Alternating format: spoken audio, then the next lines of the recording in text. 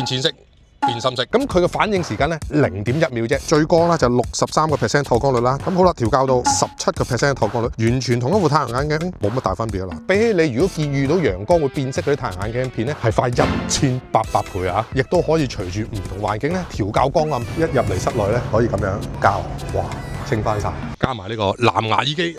其實我一路喺度聽緊音樂㗎，踩下單車想聽電話嘅，一撳一掣即刻可以搞掂啦。開機、閂機啊、聽電話啊、轉歌啊、收線啊，全部咧一粒掣搞掂晒。Hello， 大家好，我係飛機店長，今次同大家介紹咧變色龍耳機太陽眼鏡，吞後邊就可以咧變到63% 透光率，交去前邊17% 透光率。呢副太陽眼鏡係來自一個藍牙耳機，你一路聽住歌嘅時候，去到呢啲咁嘅暗環境咧，眼睛咧就話俾你聽想除，但係咧耳仔你又想繼續聽歌，咁可以點搞咧？一校深淺。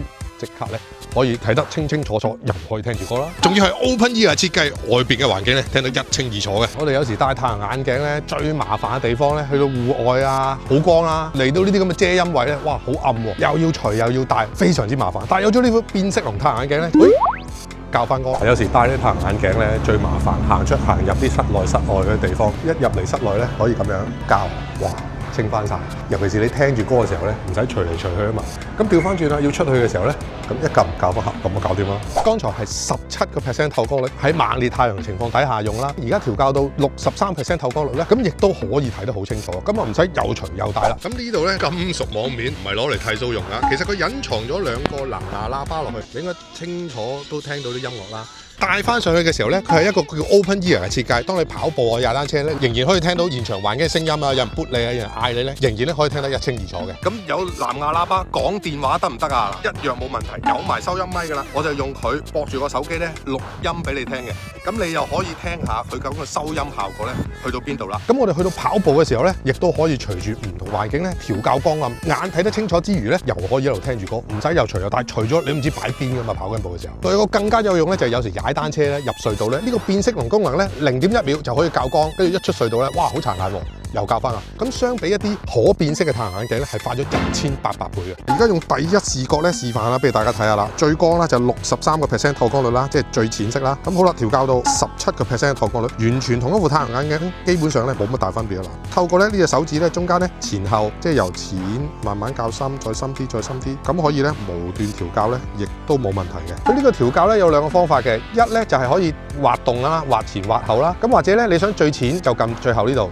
想最深咧，一撳呢度就變最深色㗎啦。重量方面咧，51 gram 左緊啦，相比一般普通嘅太陽眼鏡咧，30 gram 爭20 gram 左緊。但係佢 integrate 晒電池啊、藍牙耳機啊、可變色嘅太陽眼鏡落去咧，咁我覺得又 OK。佢係一個運動款嘅太陽眼鏡啊嘛，咁所以戴咗落去咧，亦都唔係好覺佢有咩重量喺度。仲有可調校臂托，啱晒咧唔同面型、唔同鼻型嘅人啊。側邊就係磁吸充電啦，前邊咧呢度咧好重要啊，運動嘢咧有個實體鍵好緊要啊。一個掣開機、閂機啊、聽電話。轉歌啊、收線啊，全部咧一粒掣搞掂晒。踩下單車想聽電話嘅，一撳一掣即刻可以搞掂啦。續航力方面咧，聽歌嘅話咧，最長可以聽到6個半鐘頭啦。咁如果你淨係着咗佢攞嚟校光暗嘅時候咧，咁係可以去到100個鐘頭都得嘅。冇電咁點算啊？而家我咧校到最暗啦，跟住我熄機。